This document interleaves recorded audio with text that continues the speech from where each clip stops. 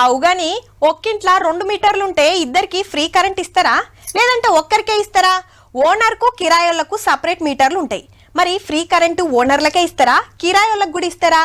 Gas బండ ఆడోళ్ల పేరు మీదనే ఉండాలనా? ఆధార్ అప్డేట్ చేయకుంటే సబ్సిడీ రాదా అనే చర్చలు నడుస్తున్నాయి ఊర్లల్లా. సర్కారోళ్ళు అయితే గసంటి ఏం చెప్పలేదు ఇంకా. కాబట్టి ఉత్తగానే గాయి కాకుర్రి.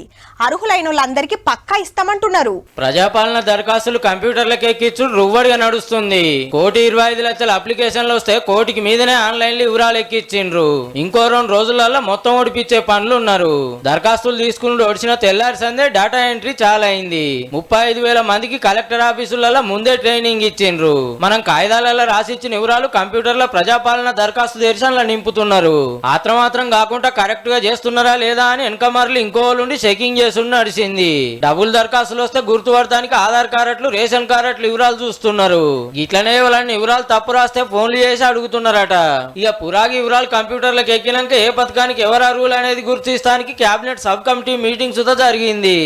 తీసుకున్న దరఖాస్తులను కూడా మరి డూప్లికేసీ లేకుండా అతి పేదవాడికి నిష్పక్షపాతంగా ఎంపిక చేసే కార్యక్రమం చేసి మహాలక్ష్మి స్కీమ్ అమలైతుంది కాబట్టి జల్దిగానే గృహజ్యోతి స్కీమ్ కింద ఫ్రీ కరెంట్ ఇచ్చే ఆలోచన చేస్తున్నారట.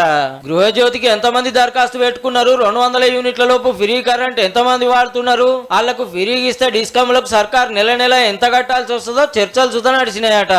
అట్లనే 500కే గ్యాస్ బండి ఇస్తారనే ప్రచారం నడుస్తుంది. వచ్చే నెల సందే ఈ 2 అమలు చేసే ఆలోచనలు ఉన్నదట సర్కారు. అదే జరిగితే ఫిబ్రవరి సంది ఇంటికో 1000 రూపాయలు మిలిగినట్టే.